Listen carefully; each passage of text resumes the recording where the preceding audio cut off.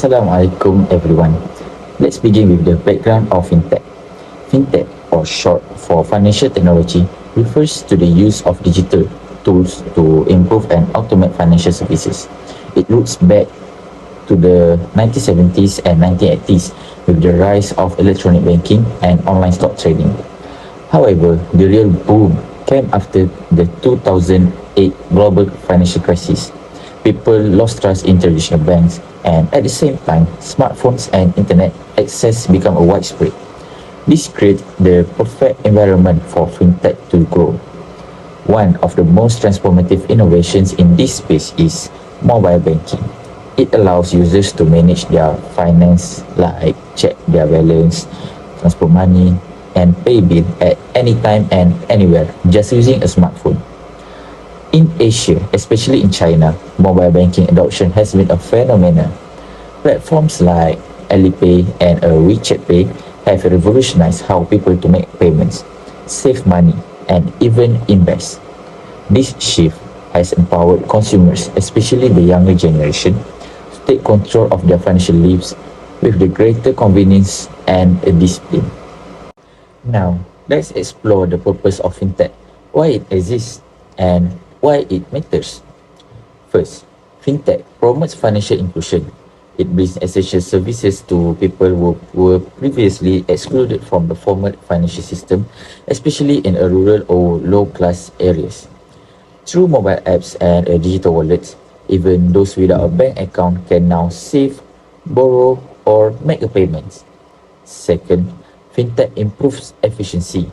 It will reduce transactions, times, and costs by automating processes by using technologies like an AI or blockchain and open banking APIs. This makes service even faster, cheaper, and more transparent than traditional banking.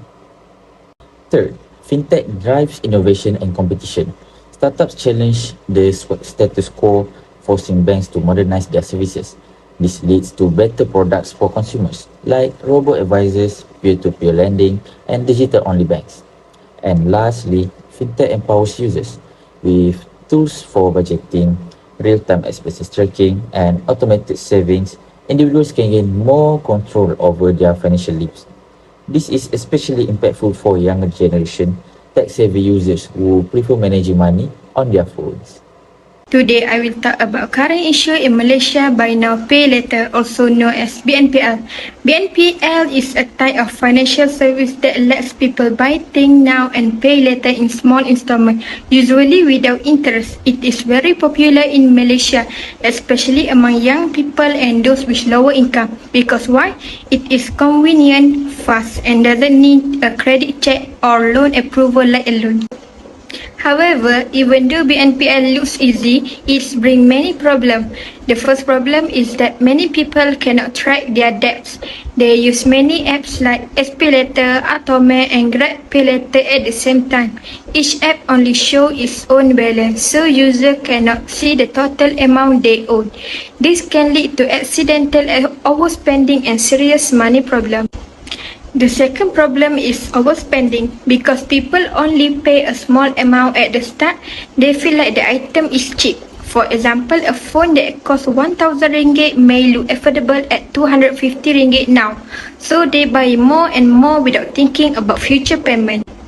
The third issue is missed payment. When people use so many BNPL apps, they forget the due date. This causes late fees, stress, and sometimes they must borrow money from others. It also can affect their mental health and monthly budget. To solve this, the Malaysian government introduced the Consumer Credit Act 2025. This law makes sure that BNPL companies must check if people can afford to borrow. They also must explain the payment clearly and send reminder before due dates. A new group called the Consumer Credit Commission or CCC will watch over this company to protect users. In conclusion, BNPL is helpful but risky. People need to use it carefully and plan their money well. The new law is a good step to protect Malaysians and help them make better financial decisions. Hi, my name is ZALIKHA, and today I'm going to talk about why is fintech so important. First, fintech helps more people access money services. In the past, many people didn't have bank accounts, especially in village or poorer areas. Why? Some lived too far from banks, didn't have ID, or couldn't afford fees. Now, thanks to fintech, all they need is a mobile phone. For example, in Malaysia, we have Touch and Go, e-wallets, and MAE. They help people pay bills, buy groceries, get government aid, and more. Even people without a bank account can now be part of the digital economy. This is called financial inclusion, and it's a big win for society. Second, fintech saves times and money. Think about how long it takes to go to the bank, filling forms, waiting in line. With fintech, you don't need to go anywhere. You can send money, pay bills, shop online, and check your balance anytime from your phone. Even sending money to another country is easier now. Third, fintech brings new and smart ideas to the finance world. Thanks to tech like AI, big data, and blockchain, we now have amazing tools. Fintech is helping people and businesses do more even if they don't have a lot of money to start with. Fourth, fintech supports the economy. Small businesses are very important to our country. They provide jobs and support local communities, but many of them struggle to get loans from traditional banks, either due to a lack of documents, collateral, or credit history. Fintech solve this by offering easier ways to access money like microloans, invoice financing, and crowdfunding. These tools help small businesses grow, hire more people, and boost the economy. Also, more people can now sell online using platforms and e-wallets. They can receive payments, track their sales, and build a strong business history even without a physical shop. This helps more Malaysians become part of the digital economy and succeed. So now let's move on to the statistical information. The first graph is about mobile payment apps in Malaysia. Nowadays, using e-wallets has become very common in Malaysia, especially among young people. According to 2023 data, the most used mobile payment app is Touch and Go with 62% of users. It's popular because it's convenient for tools, transport, and shopping. Next is GrabPay at 18% since many people already use Grab for ride and food delivery. Boost and ShoppingPay are also at both 10%, with Boost offering cashback and ShoppingPay being easy for online shopping. Overall, Malaysians prefer e-wallets that are easy, convenient, and fit into their daily life. Next is Buy Now Pay Later, or we call it as BNPL, has become popular payment method in Malaysia. However, the data shows that it is mostly used for non-essential or lifestyle spending rather than for their daily needs. Based on the chart, the highest usage is for fashion, which make up to 32% of BNPL spending. This includes clothes, shoes, and accessories, especially during online sales, where platforms like Atomo and ShoppingPay Later promote installment options. Gadgets are the second largest category at 25%. Many people use BNPL to buy smartphone, headphone, and other technology items, which are often high-cost purchases. Next is food delivery at 15%, with services like GrabPay Later offering easy installment payment for meals. Travel account for 10%, and some BNPL apps allow installment for flight tickets and hotel bookings. Finally, 18% is spent on essential like groceries and bill payments. While platforms such as Boost offer this feature, it's still more common for users to spend on wants rather than needs. Overall, more than 2/3 of BNPL usage is for discretionary spending.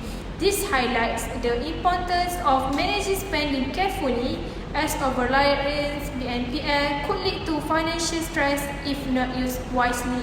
Assalamualaikum and hi everyone. So I will continue to share a bit about how domestic innovation is helping to grow fintech in Malaysia. So basically how our local efforts are pushing the industry forward and helping Malaysia stay competitive in the digital finance world. So first, let's take a look at PayNet's Fintech Hub. This hub was set up to help fintech startups grow faster.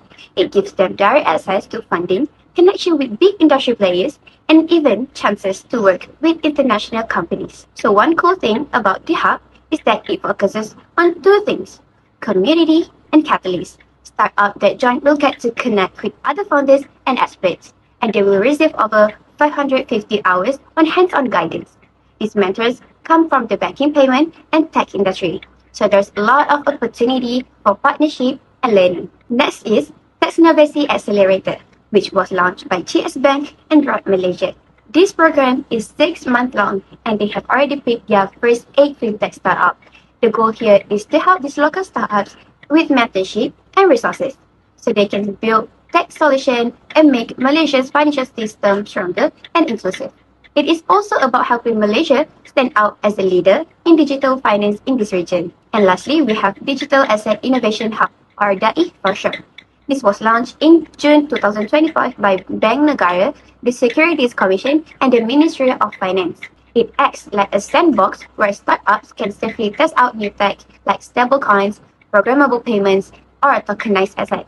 Without risking financial stability, it's all about encouraging innovation, but in a safe, well-regulated way. So in summary, through initiatives like this, Malaysia is not just keeping up with fintech trend, we are actually helping to shape the future of digital finance in a responsible and innovative way.